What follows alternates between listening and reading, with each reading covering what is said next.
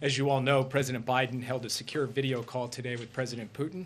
The call covered a range of issues, but the main topic was Ukraine.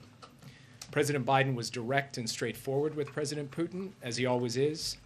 He reiterated America's support for Ukraine's sovereignty and territorial integrity.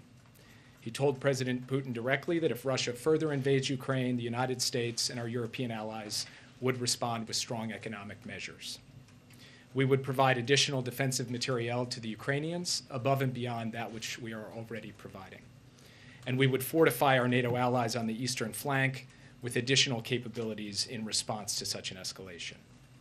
He also told President Putin there's another option, de-escalation and diplomacy. The United States and our European allies would engage in a discussion that covers larger strategic issues, including our strategic concerns with Russia and Russia's strategic concerns. We managed to do this at the height of the Cold War, and we developed mechanisms to help reduce instability and increase transparency. We've done this in the post-Cold War era through the NATO-Russia Council, the OSCE, and other mechanisms.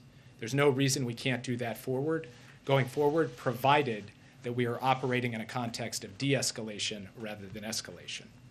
The United States, as we have been for some time, is also prepared to support efforts to advance the Minsk Agreement in support of the Normandy format. This could include a ceasefire and confidence-building measures that helps drive the process forward. As I said before, the discussion between President Biden and President Putin was direct and straightforward. There was a lot of give and take. There was no finger wagging, but the president was crystal clear about where the United States stands on all of these issues. We believe from the beginning of this administration that there is no substitute for direct dialogue between leaders, and that is true in spades when it comes to the U.S.-Russia relationship. So President Biden welcomed the opportunity to engage clearly and directly with President Putin.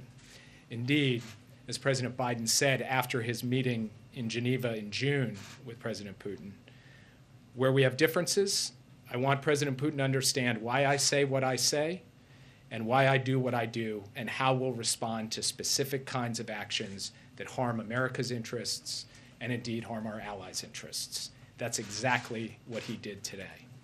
After the call, he spoke with the leaders of France, Germany, Italy, and the UK to debrief them on the call and to consult on the way forward. Our team is presently debriefing the embassies of NATO members, EU members, and key Indo-Pacific allies. The President will be speaking shortly with the leaders of both houses of Congress and talking to them about ways in which the administration and the Congress can work together on a bipartisan basis to stand up for American interests and values and stand behind our friends and partners. And President Biden will be speaking with President Zelensky on Thursday, following on yesterday's discussion between President Zelensky and Secretary Blinken.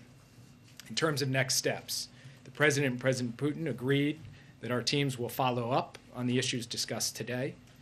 The President and his European colleagues agreed that our teams will work together to ensure that our engagement with Russia going forward both involves and is closely coordinated with European allies and partners so that we are all on the same page.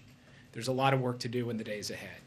As we pursue diplomatic channels, we will also prepare for all contingencies, just as we have been doing for weeks now, including through the preparation of specific responses to Russian escalation should they be required. Specific, robust, clear responses should they be required.